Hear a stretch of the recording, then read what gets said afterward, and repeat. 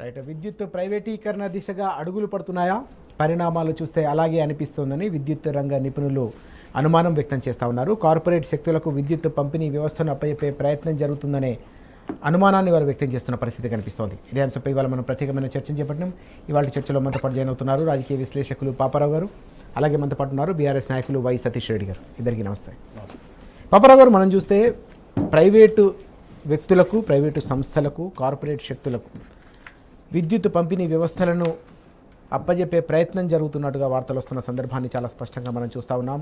ఇందులో భాగంగా పాత బస్తీకి సంబంధించి ఒక పైలట్ ప్రాజెక్టుగా అదానీ కంపెనీకి అక్కడ బాధ్యతలు అప్పగిస్తున్నట్టుగా కూడా ఈరోజు వార్త వచ్చిన సందర్భం మనం చాలా స్పష్టంగా కనిపిస్తూ ఉంది. ఎట్లా చూడాల్సిన అవసరం ఉంది? పరిణామాలు ఏ విధంగా మీరు విశ్లేషిస్తారు?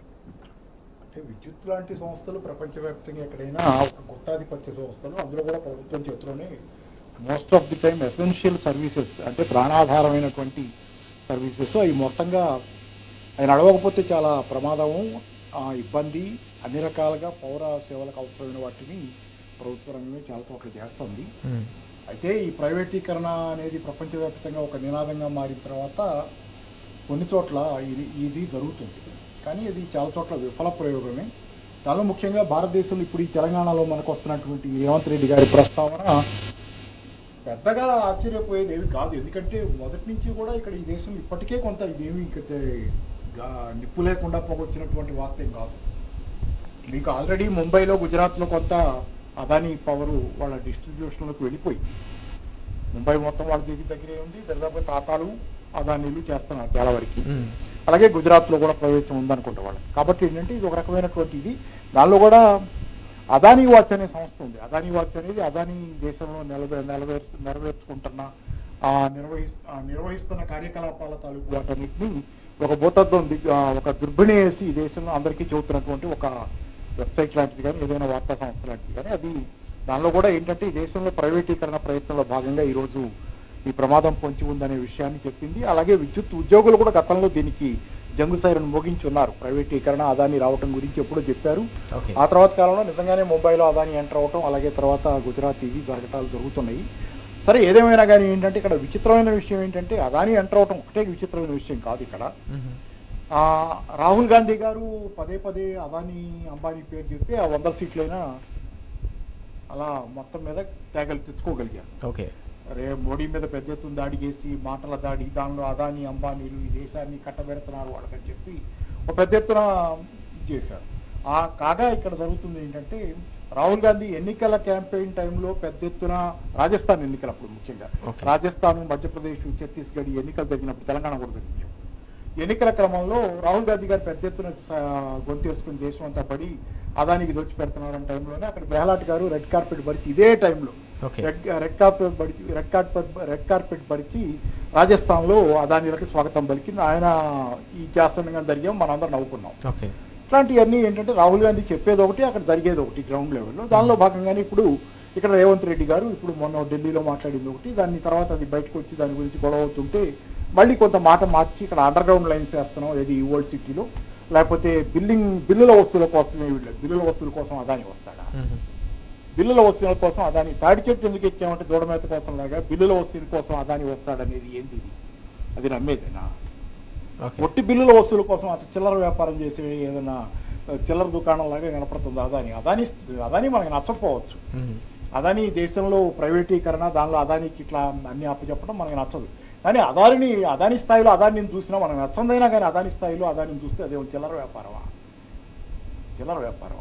బిల్లులు వసూలు చేసుకోవడానికి అని చెప్తే కూడా నమ్మేటట్లు ఉండాలి. రెండోది ఇక్కడ ఏంటంటే ఇప్పుడు ప్రధానంగా ఇన్ని మాటలు మాట్లాడిన తర్వాత ఇప్పుడు రేవంత్ రెడ్డి కాదు జవాబు చెప్పాల్సింది, రాహుల్ గాంధీ స్వయంగా జవాబు చెప్పాలి. ఓకే, దీనికి నేను అనుకుంటున్న నా ఉద్దేశంలో ఏంటంటే ఏ పార్టీ అయినా కనుక ఈ మూవ్ ఇంకొక అడుగు ముందుకు పడితే కనుక, ఈ అడుగు ఇంకొక అడుగు ఈ దిశగా ముందుకు పడితే, పడకపోయినా ఆల్రెడీ వార్తలు వస్తున్నాయి కాబట్టి రాహుల్ గాంధీకి ఈ దేశం మొత్తం లేఖలు రాయాలి. గతంలో మోడీకి రాసేవాళ్ళం కదా, లేకపోతే కేసీఆర్ గారు ఉన్నప్పుడు కేసీఆర్ గారికి ఉన్న వాటి మీద, లేని వాటి మీద, ఎవరి మీద రాస్తుండేవాళ్ళు కదా. ముఖ్యమంత్రులకి, సీఎంలకి రాయటం, ప్రధానమంత్రులకి రాయటం మన ఆనవాయితీ కదా. ఇప్పుడు ఎవరైతే దీనికి, ఎవరి పేరు మీద అయితే ఈ ప్రభుత్వం వచ్చిందో, ఎవరి ఉపన్యాసాలతో అయితే ధారాళంగా అదానికి వ్యతిరేకంగా మాట్లాడారో, రాహుల్ గాంధీ గారు ఈరోజు జవాబు చెప్పాల్సిన బాధ్యత రాహుల్ గాంధీ గారికి ఎక్కుపెట్టి లేఖాస్త్రాలు రాయాల్సిన అవసరం ఈరోజు ఈ రాష్ట్ర ప్రజలకు ఉంది. Okay. ఇది రేవంత్ రెడ్డి ప్రశ్న కాదు, leave him alone. Rahul Gandhi జవాబు చెప్పాలి. ఇక్కడ ప్రాక్టికల్గా జరుగుతున్న దానికి ఈ జూబియస్నెస్, ఈ నటన ఏంటో, ఈ మోసం ఏంటో, రాజ్యాంగాన్ని పట్టుకొని రాజ్యాంగం పేరు మీద నటన మోసం అవసరమా, ఇవన్నీ ఏంటో జవాబు చెప్పాల్సిన బాధ్యత రాహుల్ గాంధీ గారి మీద ఉంది. ఎందుకంటే ఇది పచ్చి మోసం. ఎలా కనపడుతుందంటే ఈరోజు మీకు సరే ఓ పక్క మీకు విచారణ, కేసీఆర్ గారి మీద విచారణ ఒక కమిటీ వేశారు. ఆ కమిటీలో ఏం విచారణ చేస్తున్నారు? బిహెచ్ఎల్కి ఎందుకు ఇచ్చారు? బిహెచ్ఎల్ వాళ్ళు ఎవరైనా పక్కన కమిషన్లు ఇస్తారా? అసలు ఏ పబ్లిక్ సెక్టర్ కంపెనీ అయినా కమిషన్లు ఇచ్చేదానికి పక్కన దానికి ఒక ఖాతా వేరే ఉంటుందా? ఉండదు కదా. దానిలో అవినీతి అనేది ప్రస్ఫుటంగా అవినీతి క్వశ్చన్ లేదు అక్కడ. అవినీతి క్వశ్చన్ కనపడదు. నాకైతే మాత్రం అది అవినీతి క్వశ్చన్ అనుకుంటున్నాను నేను. ఎందుకంటే బిహెచ్ఎల్ ఎక్కడ ఇస్తే ప్రైవేట్ వాళ్ళకి ఇచ్చుకుంటే, అదే అంబానీకి ఇచ్చుకుంటే ఎక్కడ ఇస్తాడనో, లేకపోతే ఇంకో వాళ్ళకి ఇచ్చుకుంటే ఇస్తాడనో అనుకోవచ్చు. ప్రైవేట్ వాళ్ళకి వేరే ఖాతాలు ఉంటాయి చాలా మందికి. ఈ ప్రైవేటీకరణ జరిగే క్రమంలో డబ్బులు చేతులు మారకుండా ప్రైవేటీకరణ జరిగేదని హిందూ పత్రిక యజమాని అయినటువంటి ఎన్ రామ్ గారు కరప్షన్ అనేది ఈ ప్రైవేటీకరణతో పాటు ట్విన్స్ లాంటి, అంటే కవలపిల్లల లాంటి కరప్షన్ ప్రైవేటీకరణ అన్నట్లుగా ఆయన రాశారు, పుస్తకమే రాశారు. కాబట్టి అంటే ప్రైవేటీకరణ చేయదలుచుకుంటే మీకు డబ్బులు వస్తాయి, కిక్ బ్యాక్స్ వస్తాయి. కానీ గవర్నమెంట్ సెక్టర్కి ఇస్తే కేసీఆర్ గారికి డబ్బులు వస్తాయి. నేను అనుకోవట్లేదు అట్లాంటివి జరుగుతాయి అని. ఇది చాలా. తర్వాత రెండోది, మీరు భద్రాద్రి యాదాద్రి ప్రాంట్ల తాలూకు ఆ బిహెచ్ఎల్ నుంచి కొన్నటువంటి దీని గురించి, పరికరాల గురించి, వీటి గురించి, యంత్రాల గురించి. తర్వాత రెండోది, గవర్నమెంట్తో చేసుకుంటే ఆ ఒప్పందం గురించి గవర్నమెంట్ కిక్ బ్యాక్స్ ఇచ్చి మీకు ఒప్పందం చేసుకుంటుందా? ఎవరిస్తారు? రమణ్ సింగ్ జేబులో నుంచి తీసిస్తారు ఆయన. మరి రమణ్ సింగ్ గారిని కూడా పిలవండి, ఇప్పుడు పిలవచ్చు కదా. ఏంటంటే ఇవన్నీ అంటే ఒక రకంగా నేను ఇందాక మీకు ఉదాహరణ బ్రేక్ ముందు చెప్పాను కదా, ఏంటంటే ఆఫ్ఘనిస్తాన్లో తాలిబాన్లు గతంలో వాళ్ళ అధికారంలోకి రాకముందు అమెరికా వాళ్ళ కళ్ళు కప్పడానికి పైన శాటిలైట్లు ఉంటాయి కదా, తాలిబాన్ నాయకులను ఒక చోట నుంచి ఇంకో చోట తరలించడం కోసం ఆ శాటిలైట్లు కళ్ళలో పడకుండా పెద్ద ఎత్తున దుమ్ములు వేపేవాళ్ళు. వెహికల్స్ అని గిరగిరా తిప్పే ఎడారిలో దుమ్ములు వేస్తుంది కదా పైకి. ఆ దుమ్ములో వాళ్ళ నాయకుడిని తీసుకెళ్లి వెహికల్ ఎక్కిస్తే ఆ తర్వాత ఎక్కడున్నాడో ఎటుపోయాడో ఎవరికి తెలియదు. అట్లాగే ఏంటంటే ఏదో గొడవ చేసి ఆ దుమ్ము లేపి ఇక్కడ పక్కన ఈ దుమ్మంతా లేపి కమిషన్లు గొడవ చేసి అది ఎంత నిజాలో తర్వాత తెలుస్తాయి, అది వేరే విషయం. దుమ్మంతా లేపారు కదా, ఈ దుమ్ము పనిలో పనిగా అదానికి వెళ్తుంది ఇదని నేను అనుకుంటున్నా. దుమ్ము లేపారు, కింద ఈ దుమ్ములో కనపడకుండా పని అయిపోయే మార్గంగా అదానికి అప్పచెబుతున్నారా? ప్రైవేటీకరణ జరుగుతుందా? మరి మీరు అంత చిత్తశుద్ధి ఉన్న వాళ్ళైతే కిక్ బ్యాక్స్ గురించి వీటి గురించి ఇంత వ్యవహారాలు నడిపి తప్పని అనుకునే వాళ్ళైతే ఇప్పటికిప్పుడు అదానీల పేరు మీ దగ్గర నుంచి ఎందుకు వస్తుంది? పైగా పోయి దావోస్లో మీరు అదానీలతో ఆ రోజు ఇప్పుడు ఒకటి తెగ నీతులు మాట్లాడేవాళ్ళు, పొద్దున్న లెగిస్తే నీతుల గురించి బాగా ఉపన్యాసాలు ఇచ్చేవాళ్ళు. దాని వెనక ఇప్పుడు చాలాసార్లు మనకి అంటే ఇంత ధర్మపన్నాల వెనక దాక్కున్న నిజాలు ఏంటనేది చూడటానికి జనాలకు కూడా అవసరం ఉంది. ఇంత ధర్మపన్నాలు, ఇంత నీతి నిజాయితీల గురించి వాగ్బాణాలు ఒక్కటి నిరూపించారా? పని ఇన్ని జరిగినాయి. కాళేశ్వరం గురించి మాట్లాడారు, కాళేశ్వరం రిపేర్ చేయమని నేషనల్ డ్యామ్ సేఫ్టీ అథారిటీ చెప్తే దానికి రిపేర్ చేస్తాం. అదేం దేల్లా, అది అయింది. తర్వాత మొన్న ఆ మధ్య ఏదో ఇంకోటి వచ్చింది. ఇప్పుడు ఇది అంటే ఏంటంటే జనాల కళ్ళులో దుమ్ము కొట్టి పని మాత్రం చేసుకుపోయే వ్యవహారం చేయకూడదు అనేది నేను అనుకుంటున్నాను, ఎవరు చేసినా. రైట్. సతీష్ రెడ్డి గారు, ప్రధానంగా విద్యుత్ పంపిణీ వ్యవస్థలను ప్రైవేటీకరణ చేయాలనే ఆలోచన వెనుక ప్రధానంగా ఉద్దేశం ఏమని భావిస్తూ ఉన్నారు? అలాంటి ప్రయత్నాలే జరిగితే విద్యుత్ పంపిణీ వ్యవస్థలకు పొంచి ఉన్న ప్రమాదాన్ని మీరు ఏ విధంగా గమనిస్తూ ఉన్నారు? టీన్యూస్ ప్రేక్షకులకి, పాపారావు గారికి, మీకు గుడ్ ఈవినింగ్ అండి. ఈరోజు 10 సంవత్సరాల నుంచి, అంతకుముందు 14 సంవత్సరాలు ఉద్యమం చేసి తెలంగాణ రాష్ట్రం సాధించుకొని 10 సంవత్సరాలు సుపరిపాలన అందించి తెలంగాణని దేశంలో అగ్రభాగాన నిలపడానికి కేసీఆర్ గారు చేసిన కృషి, దాంట్లో ముఖ్యమైన పాత్ర ఈ రాష్ట్రం నెంబర్ 1గా అభివృద్ధి చెందింది అంటే ముఖ్యమైన పాత్ర విద్యుత్. ఎందుకంటే విద్యుత్ లేకపోతే ఇక్కడికి ఓ ఇండస్ట్రీ రాదు. అంతకుముందు మనం పరిస్థితులు చూసినాం, 2014కు ముందు పవర్ హాలిడేస్ చూసినాం, ఇలాంటి ఎన్నో చూసినాం. కాబట్టి ఈ రాష్ట్రం బాగుపడాలంటే మొట్టమొదట చేయాల్సిన పని ఏంటంటే విద్యుత్ని సరఫరా మంచిగా చేయాలి అనేది కేసీఆర్ గారు తీసుకున్న మొదటి లక్ష్యంగా తీసుకొని 10 సంవత్సరాల్లో, అంటే 2014 జూన్ 2వ తారీఖు ప్రభుత్వం ఏర్పడితే సెప్టెంబర్ అక్టోబర్లోనే ఒక్క వ్యవసాయ రంగం తప్పితే మిగతా అన్ని రంగాలకు కూడా 24 గంటల కరెంట్ ఇచ్చిన చరిత్ర కేసీఆర్ గారు, కేవలం 3-4 నెలల్లోనే. అంటే ఉట్టినే సాధ్యం కాదు, దాని వెనుక చాలా కృషి ఉంటుంది. అలాంటి పరిస్థితులలో మొన్న ఎలక్షన్లో చూస్తే, మనం అసెంబ్లీ ఎలక్షన్లో చూస్తే ప్రతి మీటింగ్లో కూడా కేసీఆర్ గారు ప్రజలకు చెప్పుకుంటూ వచ్చారు, పొరపాటు చేస్తే మనం తప్పు చేస్తే పొరపాటున కాంగ్రెస్ వస్తే కరెంట్ ఉండదు అన్నారు. కరెంట్ ఉండకపోగా ఇప్పుడు చూస్తున్నాం, ఆ కరెంట్ కష్టాలు చూస్తున్నాం. రోజు ఒక తొండనో బల్లనో అదో ఇదో పేరు మీద ఏదో విధంగా కరెంటు పోతుంది. స్వయంగా మంత్రులు ఉన్న దగ్గర, సీఎం ఉన్న దగ్గర కూడా కరెంట్, జనరల్గా ప్రోటోకాల్ ఉంటుంది. సీఎం ఉన్న దగ్గర అక్కడ ఈఈ ఉంటాడు, ఏఈలు డిఈలు అందరూ ఉంటారు, అక్కడ కరెంట్ పోవద్దు అసలు. మీరు చూస్తే కేకేఆర్ ఇంటికి సీఎం గారు పోయిన రోజు వాళ్ళ ఇంట్లో స్వయం కరెంట్ పోయింది అక్కడనే. అంటే కరెంటు పరిస్థితి ఎట్లుందని మీకు చెప్తున్నా. నిజంగా కేసీఆర్ గారు ఏదైతే భయపడ్డారో అదే జరుగుతుంది ఈరోజు రాష్ట్రంలో. ఉన్న 10 సంవత్సరాల్లో కేసీఆర్ గారు ఏ ఒక్క రోజు కూడా ఒక్క అడుగు కూడా ఇక్కడ వేయనియలేదు అదానిని. కేసీఆర్ గారు పోయిన 2వ నెలనే స్టార్ట్ అయింది అదాని తెలంగాణలో అడుగు పెట్టడానికి కావాల్సిన కార్యక్రమం దావోస్లో మొదలైంది.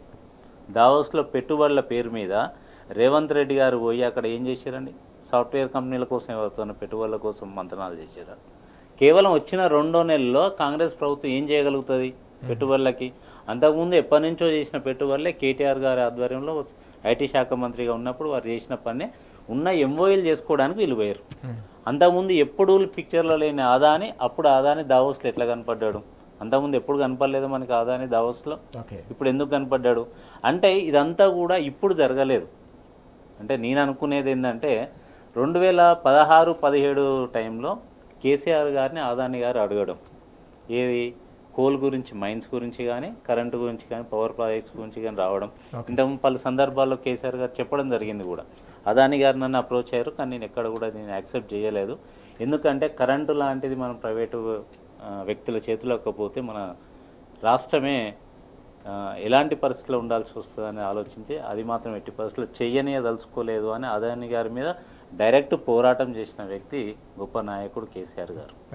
ఈరోజు చూస్తే మనము అలాంటిది ఆయన పోయిన 2వ నెలనే అదాని గారు వచ్చారు. ఇప్పుడు నిన్న మొన్నటి దాకా అది అనుకుంటూ వచ్చింది, ఈరోజు నిన్ననే బయటపడ్డది. ఆయనే ఢిల్లీలో ముఖ్యమంత్రి గారు ఏదో సందర్భంలో మాట్లాడుకుంటూ మనం పాత బస్తీని అదాని గ్రూప్కి ఇస్తున్నాము, ఏది డిస్ట్రిబ్యూషన్, పవర్ డిస్ట్రిబ్యూషన్ ఇస్తున్నామని చెప్పారు. ఫస్ట్ పవర్ డిస్ట్రిబ్యూషన్ ఇస్తున్నాం అనగానే ఇక్కడ ఆందోళన చెందడం, అందరు మీడియా సంస్థలు కానీ, జర్నలిస్టులు కానీ కొంతమంది మాట్లాడడం, ఇవంతా ఏదో అయ్యేటట్టు ఉందని మళ్ళీ దాన్ని ఇంతకుముందు పాపారావు గారు చెప్పినట్టు బిల్లుల వసూళ్ల కోసం, బిల్లులు వసూలు చేయడానికి అదాని పవర్ కంపెనీయా లేకపోతే బౌన్సర్ల కంపెనీయా? బిల్లులు వసూలు చేసేది ఎవరు చేయాలండి? బిల్లులు వసూలు కావట్లేదు అనుకున్న దగ్గర బౌన్సర్లనో లేకపోతే ఇంకొకరినో, జనరల్గా మనం చూస్తుంటాం కొంతమంది బ్యాంకు లోన్లు కట్టట్లేరనో, క్రెడిట్ కార్డులు బిల్లు కట్టట్లేరనో వాళ్ళకి రికవరీ ఏజెన్సీలకు ఇస్తాం. అంటే అదానిది రికవరీ ఏజెన్సీయా లేకపోతే పవర్ కంపెనీయా? నాకు తెలిసి అయితే అదానికి రికవరీ ఏజెన్సీ లేదు. కాబట్టి మనం అర్థం చేసుకోవాలి ఏంటంటే ఖచ్చితంగా పాత బస్సు అంటే సౌత్ సర్కిల్, ఇది ఇప్పుడు హైదరాబాద్, ఈ సౌత్ సర్కిల్ని ఫస్ట్ ఇచ్చి ఒక పైలట్ ప్రాజెక్టుగా చూపించి దానికి బూచి ఏంటంటే పాత బస్తీలో బిల్లులు వసూలు కావట్లేవు అనేది ఒక బూచి. దీనికి ఆ పేరు మీద ఈరోజు అదానికి ఆ ప్రాంతం ఇచ్చి అక్కడి నుంచి మెల్లగా తెలంగాణ ప్రాంతం మొత్తం, తెలంగాణ రాష్ట్రం మొత్తాన్ని విస్తరించే ప్రయత్నం. అంటే విద్యుత్ ప్రైవేటీకరణ పాత బస్తీ నుంచి మొదలవుతుంది. మొదలయ్యి ఏ పేరు మీద? ముస్లిం వర్గం, ఒక వర్గాన్ని వాళ్ళకి బూచిగా చూపించి ఈరోజు రాష్ట్రం మొత్తాన్ని కూడా అదాని చేతికి ఇచ్చే ప్రయత్నం రేవంత్ ప్రభుత్వం చేస్తున్నది ఈరోజు. ఖచ్చితంగా ఇదే జరుగుతుంది. అయితే దీంట్లో మనం అర్థం చేసుకోవాల్సిన విషయం ఏంటంటే ఖచ్చితంగా రాబోయే రోజుల్లో, ఎందుకంటే పబ్లిక్ వెల్ఫేర్ అనేది ఎప్పుడు కూడా ప్రైవేట్ పరం కావద్దు. ఇంతకుముందు పాపారావు గారు కూడా అదే చెప్పారు, మోనోపోలీ అవుతుంది అది. ఇలాంటి సంస్థలు జనరల్గా విద్యుత్ రంగ సంస్థ అనేది కొంతమంది చేతిలోనే ఉంటుంది, ఎక్కువ మంది ఈ బిజినెస్లో ఉండరు, చాలా తక్కువ మంది ఉంటారు. అలాంటి వాళ్ళలో ఉన్న ఒక 2-3 తీసుకుంటే అదే అదాని. ఇప్పుడు మనం చూస్తున్నాం అదాని పరిస్థితి ఏందో. గత 2-3 సంవత్సరాల నుంచి మనం పోరాటం చేస్తున్నాం, చూస్తున్నారు మీరు. గల్లీలోనేమో ఈరోజు రేవంత్ రెడ్డి గారు అదానికి ఇస్తారు బిజినెస్లన్నీ, ఏది పెట్టుబడుల పేరు మీద దావోస్లో 4 ఎంఓఏలు చేసుకొని నేను 12,000 కోట్ల పెట్టుబడులు తీసుకొస్తున్నా అదాని గ్రూప్ నుంచి అని చెప్పి ₹1 కూడా ఇన్వెస్ట్మెంట్ జరగలేదు. కానీ మన ప్రభుత్వ సంస్థనే అదానికి ఇస్తున్నారు ఈరోజు. ఇది మాత్రం మొదలైంది, అసలుది కాలే. ఆ రోజు ఇది చెప్పలేదు, కానీ ఈరోజు అది బయటకు వచ్చింది. ఒక పక్క ఢిల్లీలో రాహుల్ గాంధీ గారు ఏమంటున్నారు, అదాని చేతిలో ఎయిర్పోర్ట్లు, రైల్వేలు అన్నీ అదాని చేతికి పోతున్నాయి, ప్రధాని అదాని వీళ్ళిద్దరు ఒకటే అని చెప్పి మొన్న ఎలక్షన్ మొత్తం కూడా వాళ్ళు మొత్తం గొడవ చేసి పాపారావు గారు చెప్పినట్టు 100 సీట్లు అయితే తెచ్చుకోగలిగారు. కానీ మరి ఈరోజు ఇక్కడ ఏం జరుగుతుంది? ఖచ్చితంగా ఈరోజు దీనికి సమాధానం చెప్పాల్సింది రేవంత్ రెడ్డి గారు కాదు, రాహుల్ గాంధీ గారు సమాధానం చెప్పాలి. రేపు పార్లమెంట్లో రాహుల్ గాంధీ గారు ఖచ్చితంగా సమాధానం చెప్పాలి. మీరు అక్కడ అదాని మీద పోరాటం చేస్తున్నారు, మరి ఇక్కడ ఎట్లా వచ్చిండు అంటే మీకు తెలియకుండా వచ్చిండా? మీ పార్టీ ప్రభుత్వంలో ఉంది కదా, మీ పార్టీ పాలిస్తుంది కదా, మీకు సంబంధం లేకుండా మీరు ఎవరి మీద అయితే పోరాటం చేస్తారో ఢిల్లీలో, ఈరోజు గల్లీలో వాళ్ళే ఎట్లా వస్తారు? ఖచ్చితంగా రాహుల్ గాంధీ గారు సమాధానం చెప్పాలి. లేకపోతే ఏమవుతుందంటే రేపు పొద్దున రాహుల్ గాంధీ గారు ఏ రాష్ట్రంలో కూడా లేకపోతే పార్లమెంట్లో అయినా కూడా మోడీ ప్రభుత్వాన్ని ప్రశ్నించే హక్కు లేకుండా పోతుంది. నువ్వు ఏదైతే ప్రశ్నిస్తున్నావో ఈరోజు కేంద్ర ప్రభుత్వాన్ని, మోడీ ప్రభుత్వాన్ని, అదే పని ఈరోజు ఇక్కడ తెలంగాణ రాష్ట్రంలో నీ పార్టీ ప్రభుత్వం చేస్తుంది కదా. మరి దీనికి ఎవరు సమాధానం చెప్పాలి? నువ్వు ఎట్లా అడుగుతావు? రేపు పొద్దున మోడీ గారిని ఎట్లా ప్రశ్నిస్తారు మీరు? ఖచ్చితంగా రేపు పొద్దున పాపారావు గారు చెప్పినట్టు ఇది ఒక పెద్ద ఉద్యమం అవుతుంది ఖచ్చితంగా. ఎందుకంటే ఇది చిన్న విషయం కాదండి, ఇది లక్షల కోట్లు ఖర్చు పెట్టి మనం మన విద్యుత్ పంపిణీ వ్యవస్థని బాగు చేసుకున్నాం ఈ 10 సంవత్సరాలు. అలాంటి వ్యవస్థని, ప్రజాసొమ్ముని ఈరోజు ఒక ప్రైవేట్ పరం చేస్తుంటే రేవంత్ రెడ్డి గారు కానీ కాంగ్రెస్ ప్రభుత్వం కానీ ఎవరు చూసుకుంటూ ఊరుకోరు. ఖచ్చితంగా ఒక పెద్ద ఉద్యమం అవుతుంది. దీంతోనే మొదలైతే రేపొద్దున కాంగ్రెస్ ప్రభుత్వం కూలిపోవడం అనేది ఖచ్చితంగా. రేపొద్దున రేవంత్ రెడ్డి దీనికి సమాధానం చెప్పాల్సిన అవసరం ఉంటుంది. నిజంగా నువ్వు వసూళ్ళకి ఇచ్చినవా, కరెంటు బిల్లులు ప్రింట్ చేయడానికి ఇచ్చినవా, లేకపోతే మొత్తం పంపిణీ వ్యవస్థని వాళ్ళ చేతిలో పెట్టినవా? ఇంకా చాలా ఉంది. ఖచ్చితంగా నేను మీకు ఇవన్నీ కూడా ఇప్పుడు ఈరోజు అదాని గురించి మనం మాట్లాడుకోవాలి. పాపారావు గారు, ప్రధానంగా ఇక్కడ చూసుకుంటే అంటే విద్యుత్ పంపిణీ వ్యవస్థలన్నీ కూడా నష్టాల్లో ఉన్నాయి కాబట్టి ఆదాయాలు పెంచాలనే ఆలోచనతోటే ప్రభుత్వం ఇలాంటి ప్రయత్నాలు చేస్తుందనే ఒక వాదనను కూడా తెరపైకి తీసుకొస్తున్న సందర్భం కనిపిస్తుంది. అంటే వాస్తవానికి ఇలాంటి కార్యక్రమాల వల్ల రానున్న రోజుల్లో ఇప్పటికీ మనం చూస్తున్నాం ఉచిత విద్యుత్కు సంబంధించిన పథకాలు కూడా రాష్ట్రంలో గతంలో అమలైన సందర్భం, ఇప్పుడు కూడా అమలవుతున్న పరిస్థితి కొన్ని చోట్ల ఉన్న సందర్భం. వీటికి ఈ ఉచిత విద్యుత్కు సంబంధించిన పథకాలకు ఇలాంటి నిర్ణయాల వల్ల ఏమైనా ప్రమాదం పొంచి ఉందా అంటే చెప్తారు. ఆదాయాన్ని పెంచడం కోసం నష్టాల్లో ఉంది. సో ఒకటి అదే వాదన ఆర్టీసీకి అప్లై చేద్దాం. నేనేం ఉచిత బస్సు ప్రయాణం మహిళలకు ఇవ్వడానికి వ్యతిరేకం కాదు. మహిళలు వాళ్ళ అవసరార్థం, సామాన్య మహిళలు ప్రయాణాలు ఖర్చు పెట్టుకోకుండా ఆ డబ్బులు వాళ్ళు గురించుకొని కుటుంబానికి ఖర్చు పెట్టుకుంటే నా సంతోషం. కానీ ఆర్టీసీ కూడా నష్టాల్లో ఉన్నప్పుడు మరి ఆర్టీసీ ఆదాయం పెంచుతాం అంటే ఇప్పుడు ఇది ఎట్లా ఉంటుందంటే నేను అంటే ఈరోజు ఆదాయం ఇప్పుడు నష్టాల్లో ఉందనే దాన్ని తీసుకెళ్ళి ఒకసారి ఏమవుతుంది మీకు ఓవరాల్గా లాభ నష్టాలు దీనిలో లెక్కల్లో ఇక్కడ వేయకూడదు. చిన్న ఉదాహరణ నేను చాలాసార్లు చెప్పాలనుకుంటా. చైనా ఉంది.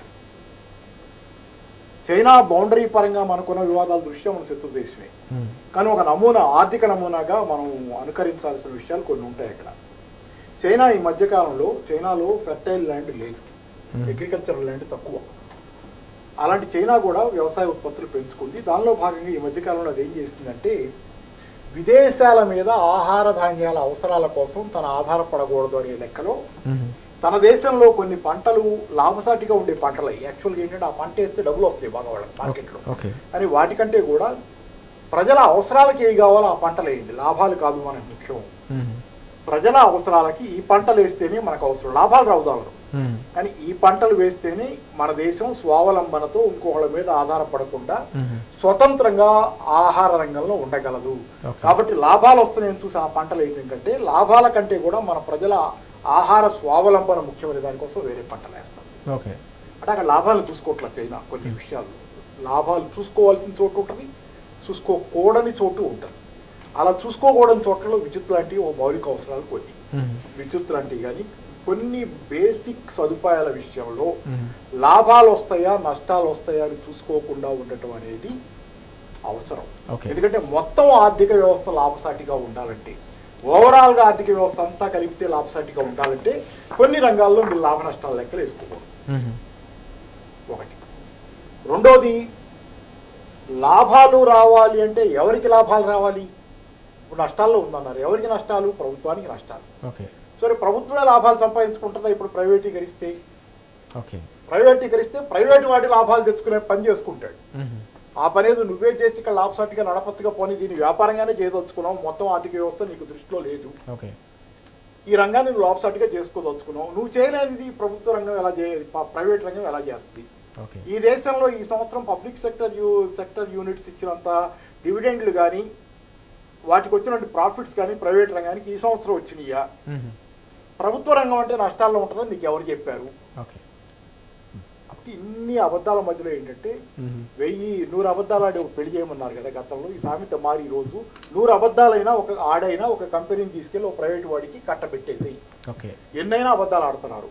కావాలంటే అబద్ధాలు ఆచరణలో పెట్టి ఆ కంపెనీలకు నష్టాలు కూడా తెప్పిస్తున్నారు. గవర్నమెంట్ సెక్టర్ కంపెనీలకి కావాలని నష్టాలు తెప్పించి మరీ కట్టబెడుతున్నటువంటి ఇవి కూడా ఉన్నాయి. ప్రైవేట్ వాళ్ళకి కట్టబెడుతున్న సంస్థలు కూడా మన కళ్ళ ముందు మనకి తెలిసినవి ఉన్నాయి. కాబట్టి ఈ రకంగా నడుస్తున్న దీనిలో ఈరోజు పూర్తిగా ఇది అబద్ధం. ఏదో నష్టాల్లో ఉంది కాబట్టి ఇస్తున్నాం అనేది ఈ అబద్ధాలు. ఇవన్నీ అందరికీ జనాల్లోకి ఆల్రెడీ పర్కులేట్ అయింది. బిఎస్ఎన్ఎల్కి ఏమైంది ఇవన్నీ చరిత్ర అంతా మనందరికీ తెలిసింది. ఇది వదిలిపెట్టండి, దాని గురించి కాదు. కానీ ఇక్కడ నేను చెప్పేది ఒకటి, ఈరోజు ఏంటంటే ఆడుతున్న అబద్ధాలు ఎక్కడ దాకా పోయినాయి అంటే, ఉదాహరణకి ఇప్పుడు నేను చెబుతున్నా అసలు అంటే వాళ్ళు ఆత్మహత్యం చేసుకుంటున్నారు. 2 ఉదాహరణలు చెబుతా. ఒకటి, కేసీఆర్ గారు TRS B team of BJP అని ప్రచారం చేశారు చాలా కాలం పాటు బీజేపీకి బీ టీమ్ అని. సరే, ఇప్పుడు ఎవరు బీ టీమో తేలటం అంటే వాళ్ళు నిజాలు చెబుతారో లేదో కానీ ఇప్పుడు వాళ్ళ దగ్గరే ఎంక్వైరీ కమిటీ వస్తుంది. ఇది తెలంగాణలో 8 సీట్లు ఎందుకు వచ్చినాయి, అట్లాగే వాళ్ళ పాలిత రాష్ట్రాల్లో ఇతర రాష్ట్రాల్లో కూడా తక్కువ సీట్లు ఎందుకు వచ్చినాయి, మేము పాలిస్తున్న చోట్ల కూడా మాకు తక్కువ సీట్లు ఎందుకు వచ్చినాయి అని వాళ్ళే ఎంక్వైరీ కమిషన్లు వేసుకున్నారు. దానిలో భాగంగా తెలంగాణకు కూడా ఒక ఎంక్వైరీ కమిషన్ వస్తుందో వచ్చిందో జరుగుతుంది. ఆ ఎంక్వైరీ కమిషన్ వచ్చి ఇక్కడ మనకి 8 సీట్లు ఎందుకు వచ్చినాయి, 12 రావాలి కదా అని లెక్కలేస్తున్నారంట. బహుశా నేను ఆ ఎంక్వైరీ కమిషన్ కాంగ్రెస్ నాయకుల చెవులు పెట్టి నోట్లో చెవి పెట్టి వింటమే కాకుండా జనాల దగ్గర పోయేడికి ఇక్కడ జరుగుతున్న నిర్వాహకాలు చెప్పుద్ది.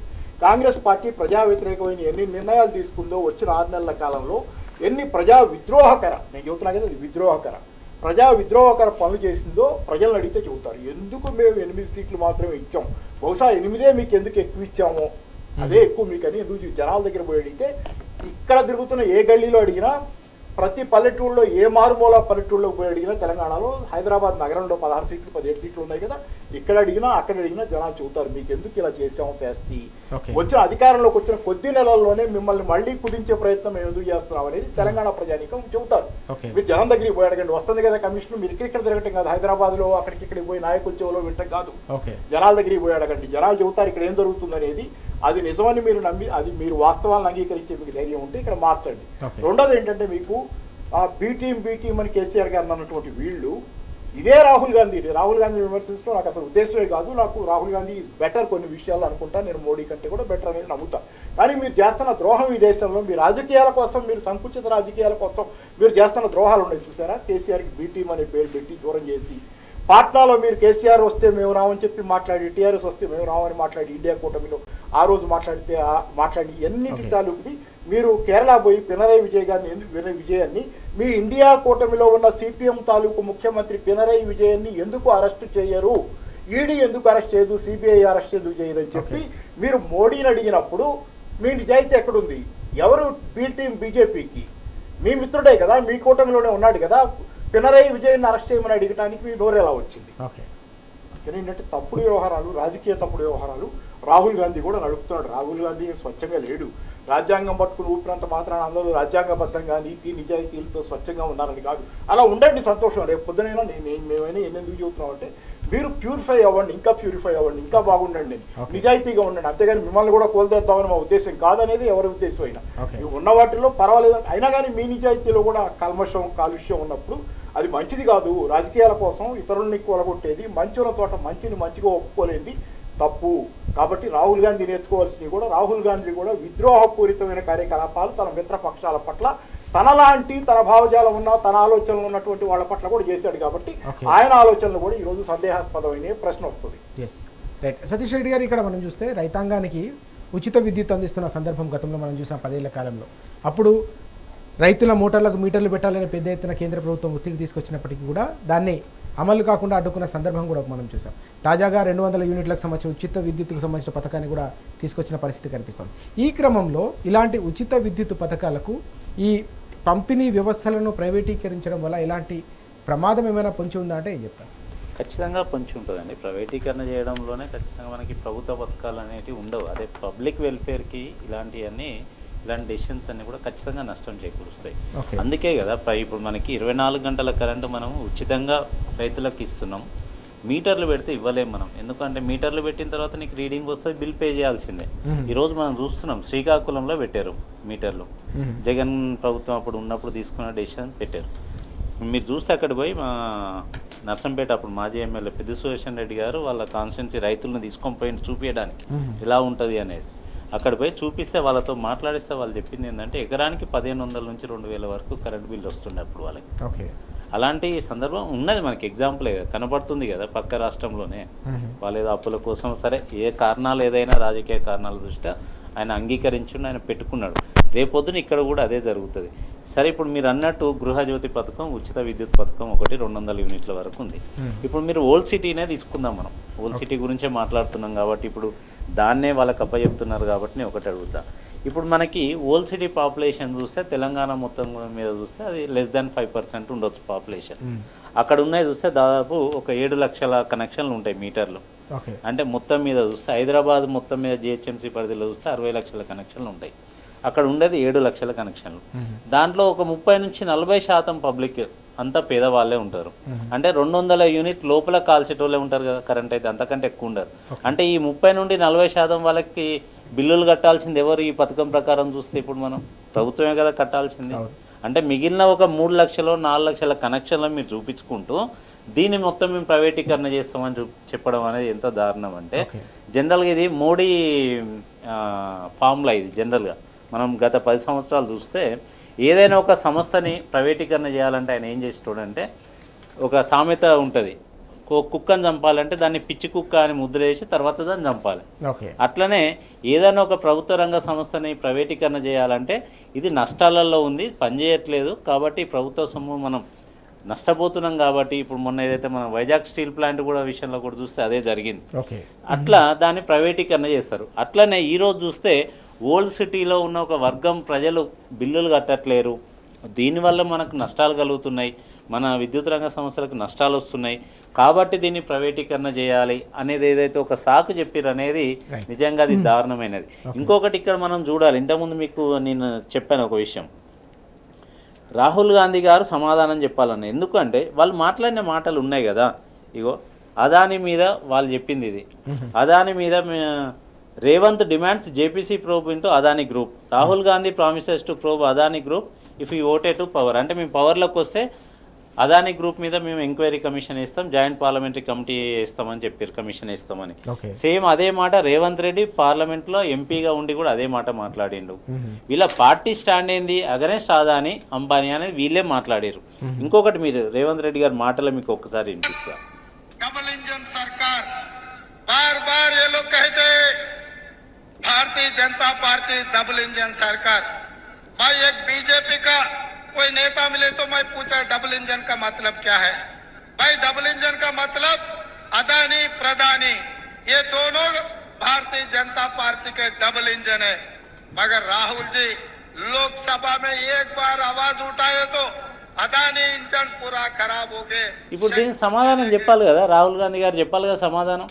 ఖచ్చితంగా ఇప్పుడు మీరు చేస్తున్న పని ఏంది, తెలంగాణలోకి అదాని ఎట్లొచ్చిండు అని రేపు పొద్దున ఏ పార్టీ వాళ్ళైనా రేపు పొద్దున పార్లమెంట్లో అడుగుతారు మిమ్మల్ని, మీరు చెప్పడానికి సిద్ధంగా ఉండాలి ఖచ్చితంగా. ఇగో ఒక్కసారి మీకు రాహుల్ గాంధీ గారి మాటలు కూడా వినిపిస్తా. అదానీ జీ और मोदी जी एक हैं और देश का पूरा धन एक व्यक्ति के हाथ में जा रहा है। Airport, ports, defence, infrastructure, storage, agricultural storage, सेब। ఇప్పుడు మీరు ఏం చేస్తున్నారు, తెలంగాణ పవర్ని కూడా ఆయన చేతిలో పెడుతున్నారు. మీరు చెప్పిన మనిషి ఆయన చేతిలోనే మీరు పెడుతున్నారు కదా. ఇట్లా ఖచ్చితంగా రేపొద్దున వీళ్ళు సమాధానం చెప్పుకోవాల్సిన పరిస్థితులు ఏర్పడ్డాయి. ఇంకొకటి మీరు నష్టాల్లో ఉంది అనేది ఒకటి బాగా మాట్లాడుతున్నారు. అసలు నష్టాల్లో ఉంది అనే ముందు ఒక్కసారి మనం ఆలోచించాలి. ఇది power capital availability of per capital availability of power during 2023 అండి. ఇది దేశం మొత్తాన్ని చూడొచ్చు మీరు. అంటే 2014 నుంచి 23 వరకు 9 సంవత్సరాల్లో ఏ రాష్ట్రంలో ఎంత పవర్ అవైలబిలిటీ ఉంది అంటే ఎంత ప్రొడక్షన్ జరిగింది చూస్తే ఇండియా మొత్తంలో తెలంగాణ టాప్ అండి. 1000 అంటే అప్పుడు మనకి 1000 కిలోవాట్స్ ఉంటే ఇప్పుడు మనకి 2000 పర్ క్యాపిటల్.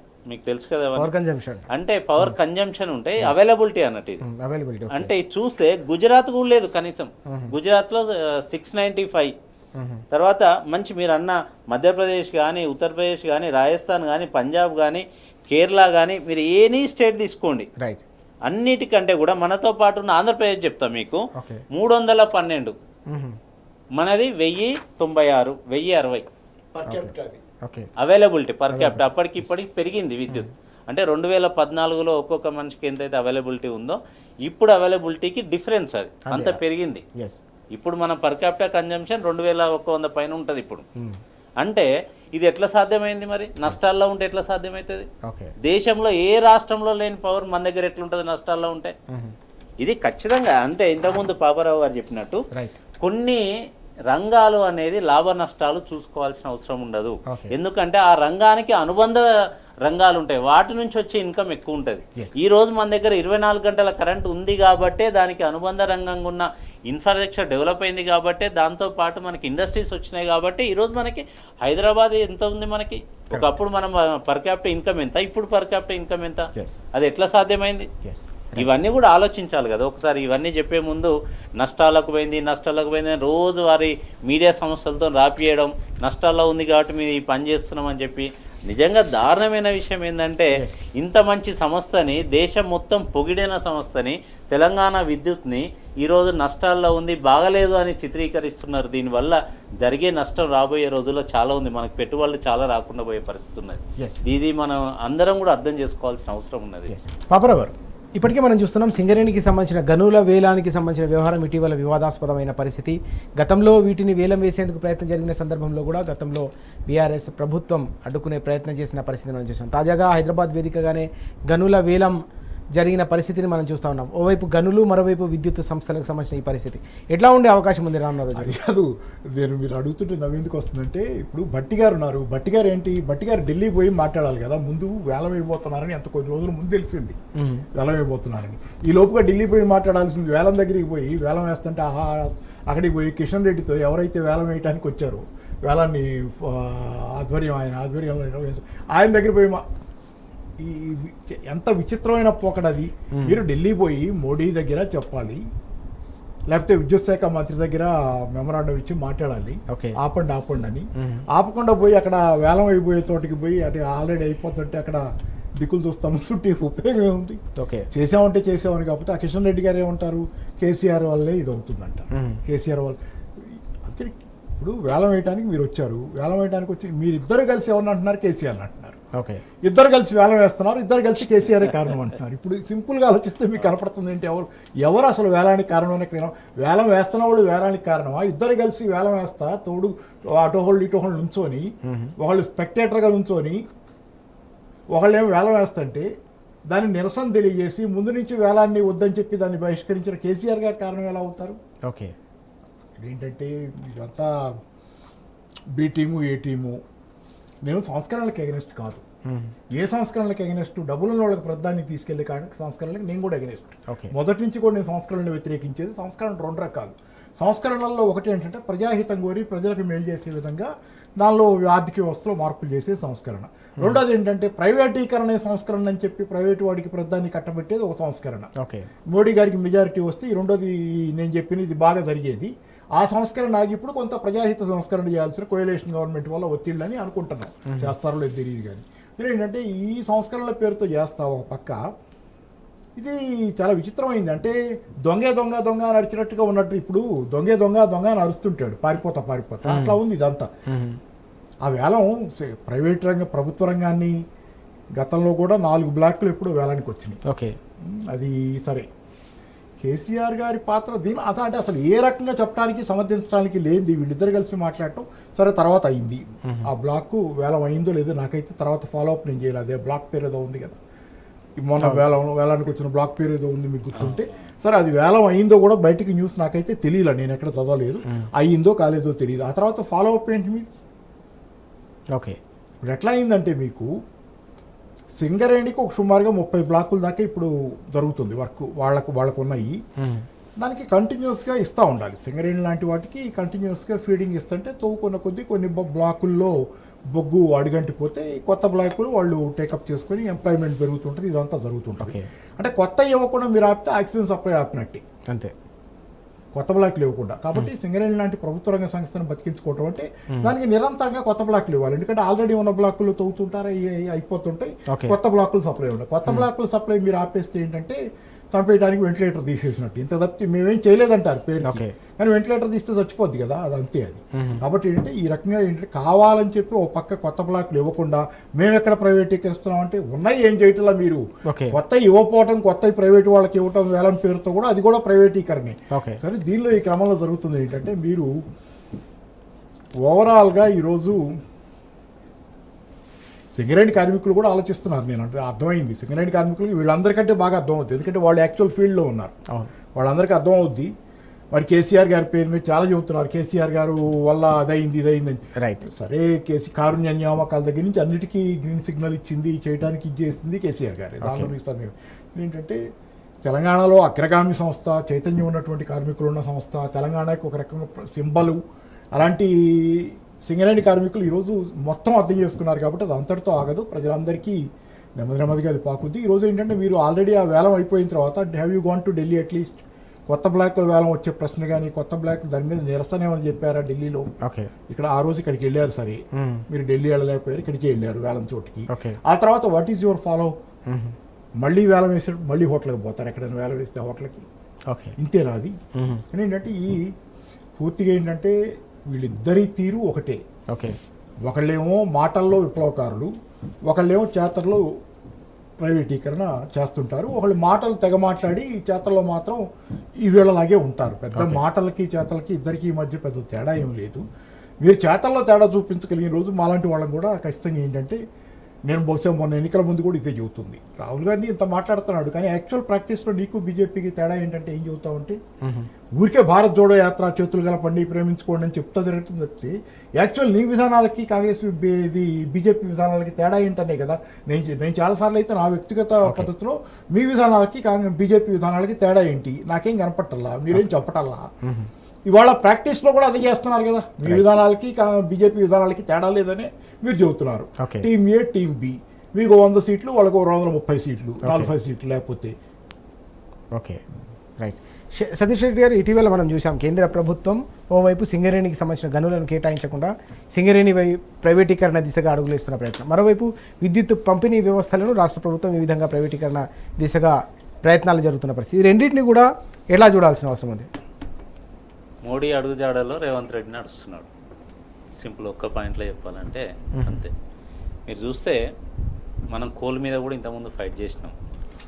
మనకి కోలు సరిపోయినంత ఉత్పత్తి జరుగుతున్నప్పటికీ కూడా ఏవైతే పవర్ ప్లాంట్స్ ఉన్నారో కంపల్సరీ తప్పనిసరిగా 10% విదేశీ బొగ్గు కొనాలి అని ఒక నిబంధన పెట్టిరం మోడీ గారి ప్రభుత్వం. ఆ విదేశీ బొగ్గు ఎవరు సప్లై చేస్తారు? అదాని గారి కంపెనీ సప్లై చేస్తారు, ఆస్ట్రేలియా. దీని మీద కూడా మనం చాలా డిస్కషన్ చేసినాం అప్పుడు.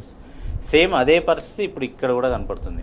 ఇంకోటి ఏంటంటే రాహుల్ గాంధీ గారి గురించి, రేవంత్ రెడ్డి గారి వ్యవహారం గురించి ఇక్కడ మనం మాట్లాడాలంటే 2022 ఎలక్ట్రిసిటీ అమెండ్మెంట్ బిల్లు పార్లమెంట్లో పెట్టినప్పుడు ఇదే రాహుల్ గాంధీ గారు కాంగ్రెస్ పార్టీ, అదేవిధంగా నాన్ బీజేపీ స్టేట్స్ 13 రాష్ట్రాలు ఈ బిల్లును వ్యతిరేకించినాయి. దీన్ని అందులో మన తెలంగాణ అప్పుడు టీఆర్ఎస్ పార్టీ, మనం బీఆర్ఎస్ పార్టీగా మనం ఉన్నాం కాబట్టి టీఆర్ఎస్ పార్టీగా మన ప్రభుత్వం కూడా చేసింది. అయితే వ్యతిరేకించిన దాంట్లో కాంగ్రెస్ ప్రభుత్వాలు ఉన్నాయి కదా మరి అదే కాంగ్రెస్ ప్రభుత్వం ఇప్పుడు ఎట్లా చేస్తున్నది? ఆ అమెండ్మెంట్ బిల్ ఏముంటుందంటే the private discoms are allowed to take a minimum of 16% of profit which would be increase the power tariff to almost 10 రూపాయలు పర్ యూనిట్కి వచ్చేంత పెంచుకోవచ్చు అని ఉంటుంది ఆ అమెండ్మెంట్లో. అంటే ప్రైవేట్ సెక్టార్కి ఇచ్చుకుంటూ వాళ్ళకి ఈ రైట్ కూడా ఇచ్చింది. దాంట్లో దాదాపు 13 రాష్ట్రాలు దీన్ని వ్యతిరేకించినాయి. అప్పుడు రాహుల్ గాంధీ గారు కూడా దీన్ని వ్యతిరేకించారు. మీ పార్టీగా, నేషనల్ పార్టీగా కాంగ్రెస్ పార్టీ మీ స్టాండ్ ఇది కదా, మరి ఈరోజు అదాని గారికి ఎట్లా ఇవ్వబోతున్నారు? ఈరోజు నేను రాహుల్ గాంధీ గారిని, రేవంత్ రెడ్డి గారిని కొన్ని క్వశ్చన్స్, ఒక 3-4 క్వశ్చన్స్ అడగదలుచుకున్నా. ఖచ్చితంగా వాళ్ళు సమాధానం చెప్పాల్సిన అవసరం ఉంటుంది. పవర్ ప్రైవేటేషన్ మీద మీ స్టాండ్ ఏంటి రాహుల్ గారు? తర్వాత తెలంగాణలో అదానీకి పవర్ ప్రైవేటేషన్ అంటే పవర్ని డిస్ట్రిబ్యూషన్ని అప్పచెప్పడంలో మీ స్టాండ్ ఏంది? మీరు ఏమంటారు? దాన్ని సమర్థిస్తున్నారా లేదా? రాహుల్ గాంధీ గారు సమాధానం చెప్పాలి. రేవంత్ రెడ్డి గారు, ఎక్కడైనా ప్రజలు ఎన్నుకున్న ప్రభుత్వానికి ఆ ప్రజలకి ఏది మంచో ఏది చెడో ఆలోచించి తీసుకునే అధికారం ఉంటుంది, కానీ ఓకే ఆ మంచి చెడు ఎవరు చేయాలనే నిర్ణయించే అధికారం మాత్రం ఖచ్చితంగా సీఎంకి లేదు. ఓకే అంటే నిన్న ఆయన చెప్పుకుంటూ సరే పవర్ డిస్ట్రిబ్యూషన్ ప్రైవేట్ పరం చేస్తుండొచ్చు, ప్రైవేటైజేషన్ చేస్తుండొచ్చు కాదనట్లేను, కానీ అదానికే ఇస్తున్నాం అనేది నువ్వు ఎట్లా చెప్తావు? ఓకే ఏ ప్రాతిపదికన మీరు అదాని కంపెనీ పేరు తీసుకున్నారు? ఎట్లా అదాని? ఎందుకంటే దేశంలో ఒక అదాని కంపెనీ ఒకటే ఉందా ఈ బిజినెస్లో? వేరే కంపెనీ లేవా? ఓకే నామినేటెడ్ ఇది నామినేటెడ్గానే మీరు చెప్తున్నారు, ఎట్లా చెప్తారు మీరు? ట్రాన్స్మిషన్ ఇంకొక డౌట్, ఇప్పుడు మనం వేల కోట్లు లక్షల కోట్లు ఖర్చు పెట్టి ట్రాన్స్మిషన్ లైన్స్ వేసుకున్నాం, అదంతా ప్రభుత్వ సొమ్ము, ప్రజల సొమ్ము. ఈ రేపు పొద్దున మీరు అదానికి డిస్ట్రిబ్యూషన్ ఇస్తే ఎవరి ట్రాన్స్మిషన్ లైన్స్ వాడుకుంటాడు? ఓకే టీఎస్ ట్రాన్స్కో వాడతారా, లేకపోతే ఆయన అదాని కంపెనీ సపరేట్గా ట్రాన్స్మిషన్ లైన్స్ వేసుకుంటుందా? దీనికి సమాధానం చెప్పాలి. ఏ పద్ధతిలో అదాని గ్రూప్కి ఇస్తున్నారు? టెండర్ ఇస్తారా, వితౌట్ టెండర్ ఇస్తున్నారా? ఎట్లా? వీటన్నిటికి కూడా ఖచ్చితంగా మీరు ఏ ప్రక్రియతోని మీరు వాళ్ళకి ఇవ్వబోతున్నారు? అసలు ఒక సీఎంగా ఉండి ఒక కంపెనీ పేరును మీరు ఎర్లీ స్టేజ్లో, అంటే ఇంకా ప్రతిపాదన దశలోనే ఉన్న టైంలో మీరు ఒక కంపెనీకి ఇవ్వబోతున్నాం అనేది మీరు ఎట్లా చెప్తారు? ఓకే ఖచ్చితంగా ఒక గవర్నమెంట్ ఇంకొక గవర్నమెంట్తో చేసుకున్న ఒప్పందాన్ని తప్పని మాట్లాడిన మీరు ఒక కంపెనీకి నామినేటెడ్ పద్ధతిలో ఇస్తున్నాం అనేది ఖచ్చితంగా తప్పే కదా. జస్టిస్ నరసింహారెడ్డి గారి కమిషన్ వేసి ఈరోజు ప్రజలందరినీ డైవర్ట్ చేసుకుంటూ అదే దాని మీద నష్టాల్లో ఉందని, కేసీఆర్ గారు ఏదో తప్పు చేసిరని, ఖచ్చితంగా ఈరోజు బిహెచ్ఎల్ కంపెనీ నిలబడ్డదంటే కేసీఆర్ గారు ఇచ్చిన ఆర్డర్స్తోనే నిలబడ్డది. ఈ ఆర్డర్స్ కనుక, పవర్ ప్లాంట్ ఆర్డర్స్ కనుక బిహెచ్ఎల్కి ఇవ్వకపోతే ఈ పాటికి బిహెచ్ఎల్ నష్టాల్లో ఉండేది, మోడీ గారు ఎప్పుడో దాన్ని తెగనమ్మేటోడు. ఖచ్చితంగా దీన్ని ప్రజలు కూడా అర్థం చేసుకోవాల్సిన అవసరం ఉన్నది. కాబట్టి ఎట్లా మీరు చేస్తారు? జస్టిస్ నరసింహారెడ్డికి ఎలాంటి రైట్ ఉన్నది? ఇదంతా పబ్లిక్ అందరినీ ఒక సైడ్ డైవర్ట్ చేసుకుంటూ మీరు కింద స్థాయిలో ఒకటి చేస్తున్నారు. ఇదంతా కూడా సేమ్ మోడీ గారి ప్రభుత్వం, మోడీ గారి ఆలోచన విధానమే. అందుకే ఇంతకుముందు అన్న మోడీ గారి అడుగుజాడల్లో రేవంత్ రెడ్డి గారిని నడుస్తున్నారు అంతే. పార్టీ మాత్రమే కాంగ్రెస్, అంతేగాని మిగిలిందంతా మోడీ గారే. కాబట్టి ఖచ్చితంగా మైన్స్ విషయంలో కానీ, ఈ పవర్ ప్రైవేటైజేషన్ విషయంలో కానీ ఖచ్చితంగా మీరు తీసుకునే ఈ నిర్ణయాన్ని పునరాలోచించుకోవాలి. ఎట్టి పరిస్థితుల్లో కూడా దీన్ని ప్రైవేట్ పరం చేయొద్దు. దీన్ని చేయడం వల్ల ఎంప్లాయీస్ కూడా చాలా నష్టపోతారు. ఖచ్చితంగా ఎస్సీ, ఎస్టీ, బీసీ రిజర్వేషన్లు ఉన్న ఎంప్లాయీస్ అందరికి కూడా రేపు పొద్దున 1000 ఉద్యోగాలు రాకుండా పోతాయి. తెలంగాణ గవర్నమెంట్ వచ్చిన తర్వాత 1000 ఉద్యోగాలు ఇచ్చి పెద్ద ఎత్తున ఫండ్స్ పెట్టి ఈ మొత్తం సిస్టాన్ని, డిస్ట్రిబ్యూషన్ సిస్టాన్ని మంచిగా చేసి పవర్ ఇవ్వడం ఒక్కటే కాదు, నాణ్యమైన పవర్, నాణ్యమైన విద్యుత్ ఇవ్వడం అనేది లక్ష్యం. దానికి దీనికి చాలా తేడా ఉందండి. అంటే ఇది ఒక పెద్ద సబ్జెక్ట్, ఇది మనం ఇంత షార్ట్ పీరియడ్లో చెప్పలేము ఖచ్చితంగా. కాబట్టి ఈ నిర్ణయాన్ని మీరు వెనక్కి తీసుకోవాలని సీఎం రేవంత్ రెడ్డి గారికి సూచిస్తున్నాం. యాక్చువల్గా ఈ 2023 డిసెంబర్ ముందు, అంటే కేసీఆర్ గారు అధికారం నుంచి వైదొలిగే ముందుగా జరుగుతున్న దీనిలో చర్యల్లో ఒకటి హైదరాబాద్ చుట్టూ పవర్ ఐలాండ్ లాగా, అంటే క్షణం పాటు కూడా కరెంటు పోకుండా ఆల్టర్నేటివ్గా అరేంజ్మెంట్స్ చేస్తా దాన్ని చేసేదాన్ని దాకా ఆలోచన చేస్తున్న తరుణంలో సరే ఇదంతా జరిగింది. ఆ తర్వాత హైదరాబాద్లో కరెంటు పవర్ ఐలాండ్ ఇది మిత్రుడు ఇచ్చారు. ఇది దీనికి ఇట్లా ఏర్పాట్లు చేస్తున్న టైంలో ఇప్పుడేమో హైదరాబాద్లో ఎట్లా పడితే అట్లా కరెంటు పోవటం, దాని మీద కంప్లైంట్ చేసిన వాళ్ళకి సపోర్ట్ చేసిన ఒక జర్నలిస్ట్ మీద కూడా కేసులు, ఇది చాలా అంటే తప్పును వేలెత్తి చూపిస్తానికి కూడా వీల్లేని పరిస్థితి. తప్పు చేయటమే కాకుండా చేయేదే చూపించేది కూడా లేకుండా. మొత్తానికి ప్రభుత్వానికి సంబంధించిన అత్యంత కీలకమైన అంశం ఇది. విద్యుత్ పంపిణీ వ్యవస్థను ప్రైవేటుకు అప్పగించడం అంటే దానివల్ల తెలంగాణ రాష్ట్రానికి పెద్ద ఎత్తున నష్టం వాటిల్లే ప్రమాదం పొంచుంది. కాబట్టి తప్పకుండా ప్రభుత్వం దీనిపై పునరాలోచన చేయాలి, వెనక్కి తగ్గాలని చెప్పేసి సతీష్ రెడ్డి గారు అలాగే పాపరావు గారు కూడా చాలా స్పష్టంగా సూచిస్తూ ఉన్నారు. థ్యాంక్ యూ వెరీ మచ్ చర్చలో పాల్గొన్నారు. ఈ అంశంపై ప్రత్యేకమైన డిస్కషన్. నమస్తే.